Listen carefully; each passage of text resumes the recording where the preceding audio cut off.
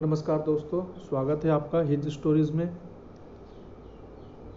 भारतीय इतिहास के पूर्व मध्यकालीन खंड के में हम लोगों ने अभी तक महमूद गजनवी एवं मोहम्मद गौरी के ऊपर चर्चा की। मोहम्मद गौरी के खंड में हम लोगों ने अभी तक उस समय की तात्कालिक परिस्थितियों एवं मोहम्मद गौरी के आक्रमण के कारण के ऊपर चर्चा की। साथ ही साथ हम लोगों ने देखा कि किस तरीके से मोहम्मद गौरी ने मुल्तान, कच्छ, पेशावर, लाहौर, देवल एवं सियालकोट जैसे शहरों को जीता। आज के इस वीडियो में हम लोग तराइन के प्रथम युद्ध के संबंध में चर्चा करेंगे। तराइन का प्रथम युद्ध। मोहम्मद गौरी के राज्य की सीमा दिल्ली तथा अजमेर के शासक पृथ्वीराज चौहान के राज्य को छू रही थी। जैसा कि पिछले वीडियो में हम लोगों ने देखा कि मोहम्मद गौरी ने जब पंजाब एवं पेशावर के राज्यों पर आक्रमण किया एवं वहां से गजनवी वंश के शासकों को उखाड़ फेंका, तब मोहम्मद गौरी की जो सीमा थी वो चौहान वंशीय राजा पृथ्वीराज चौहान के सीमा के एकदम करीब आ गई एवं उन दोनों के मध्य युद्ध अवश्यंभावी होता प्रतीत होने लगा। पृथ्वीराज ने दक्षिण में चंदेलों पर विजय प्राप्त कर ली थी। वहीं हम थोड़ा बहुत चर्चा पृथ्वीराज चौहान के बारे में करते हैं तो हम देखते हैं कि चौहान वंशीय राजा पृथ्वीराज चौहान बड़ा ही प्रतापी था। उसने चंदेल वंशीय राजाओं के ऊपर विजय प्राप्त की थी, जिसमें हम अलाउद्दौला की कहानियों को बारे में जानते हैं। चंदेलों पर विजय प्राप्त करने के बाद पृथ्वीराज चौहान ने गुजरात के शासक भीम द्वितीय के साथ भी युद्ध किया, मगर उस युद्ध में संधि हो जाने के कारण, जब भीम द्वितीय के साथ पृथ्वीराज चौहान की जब संधि हो जाती है तो संधि होने के कारण वह गुजरात की ओर अब नहीं बढ़ सकता था। इस कारण पृथ्वीराज चौहान को भी जो रुख था वो पंजाब की ओर ही करना था, क्योंकि जो दक्षिण की ओर जो भाग था एवं पूर्व की ओर जो भाग था, एक तरफ हम देखते हैं कि चंदेल थे जिनके ऊपर पृथ्वीराज चौहान ने विजय प्राप्त कर ली थी। दूसरी तरफ कन्नौज के लोग थे, राजा जयचंद जो उसका मौसेरा भाई था। तीसरी तरफ हम गुजरात को देखते हैं जिससे पृथ्वीराज चौहान ने संधि कर ली।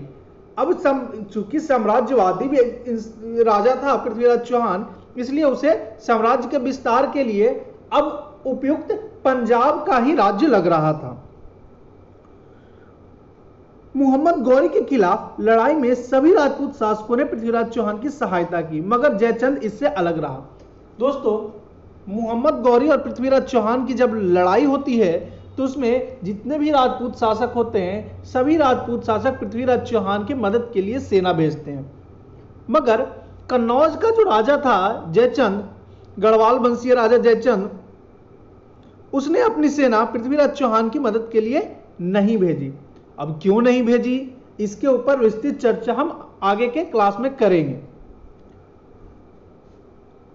तराइन के प्रथम युद्ध में गौरी की हार हुई, जिसके बाद गौरी अपने यश को पुनः प्राप्त करने की कोशिश में लग गया। इधर पृथ्वीराज भटिंडा पर आधिपत्य से ही खुश था एवं उसने पंजाब से गौरी को बाहर निकालने की कोई कोशिश नहीं की। पृथ्वीराज चौहान जब तराइन के प्रथम युद्ध में जीता तो उसने पंजाब से मोहम्मद गौरी को खदेड़ने का कोई प्रयास नहीं किया और भटिंडा पर ही आधिपत्य जमा करके पृथ्वीराज चौहान खुश हो गया। यही एक बड़ी भूल की पृथ्वीराज चौहान ने। इसके बाद मोहम्मद गौरी युद्ध की तैयारियों में लग गया एवं हम देखते हैं कि एक साल के बाद ही पुनः मोहम्मद गौरी 1192 में तराइन में फिर से आ धमकता है और तराइन का द्वितीय युद्ध होता है।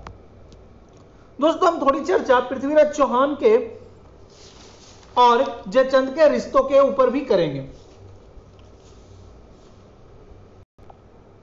दोस्तों, जैसा कि इस डायग्राम में आपको दिख रहा होगा कि दिल्ली में जो शासक है वो तोमर वंशीय राजाओं का शासन चल रहा था। वस्तुतः दिल्ली की स्थापना तोमर वंशीय राजाओं ने ही की थी। तोमर वंशीय जो राजा था अनंगपाल, उसकी 2 पुत्रियां थी। एक पुत्री का विवाह उसने अजमेर में चौहान वंश में किया एवं दूसरी पुत्री का विवाह गढ़वाल वंश में कन्नौज में किया। जो बड़ी पुत्री थी उससे जयचंद पैदा हुआ। जयचंद अनंगपाल की बड़ी पुत्री का पुत्र था एवं पृथ्वीराज अनंगपाल की छोटी पुत्री का पुत्र था। वस्तुतः तोमर वंशीय राजा अनंगपाल की कोई पुत्र न होने के कारण उसका कोई उत्तराधिकारी नहीं था, दिल्ली का कोई उत्तराधिकारी नहीं था। इस स्थिति में जयचंद को उम्मीद थी कि दिल्ली का जो शासन व्यवस्था है, जो राज्य है, वो उससे ही मिलेगा। मगर अनंगपाल पृथ्वीराज चौहान जो कि जयचंद से छोटा था उसे अपना राज्य सौंप देता है, जिसके कारण पृथ्वीराज चौहान और जयचंद में कटुता उत्पन्न होती है। तोमर राजा ने पृथ्वीराज को दिल्ली का राज्य दे दिया। इस कारण जयचंद पृथ्वीराज में ईर्ष्या रखता था।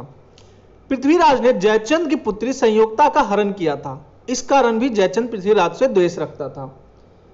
वस्तुतः जयचंद ने जब स्वयंवर को बुलाया अपनी पुत्री संयोगता के लिए, तो उसने द्वारपाल के रूप में पृथ्वीराज चौहान की एक मूर्ति लगा दी और संयोगता ने उसी मूर्ति, पृथ्वीराज चौहान की मूर्ति का वरण कर लिया। और उसी वक्त पृथ्वीराज चौहान भेष बदल के उस सभा में मौजूद था। जैसे ही संयोगता ने पृथ्वीराज की मूर्ति का वरण किया, पृथ्वीराज चौहान ने संयोगता का हरण कर लिया एवं उसके साथ विवाह किया। इस बात से भी राजा जयचंद क्रोधित था। अब दोस्तों, आपके समक्ष एक समस्या उत्पन्न यह होती है कि क्या पृथ्वीराज चौहान एवं संयोगता आपस में बहने थे, भाई एवं बहन थे? तो दोस्तों, हम ये जानते हैं कि इतिहास में कोई भी तथ्य सर्वथा सत्य नहीं होता। एक अन्य अवधारणा के अनुसार पृथ्वीराज की माता कलचूरी के नरेश की पुत्री थी।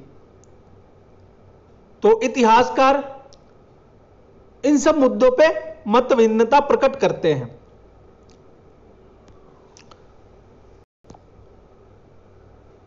अगली कक्षा में हम लोग तराइन के द्वितीय युद्ध के कारण एवं परिणामों के ऊपर विस्तृत चर्चा करेंगे एवं यह जानेंगे कि तराइन के द्वितीय युद्ध में पृथ्वीराज चौहान के हार के बाद भारत की राजनीतिक व्यवस्था किस तरीके से बड़ी तीव्र गति से बदली। तब तक के लिए धन्यवाद।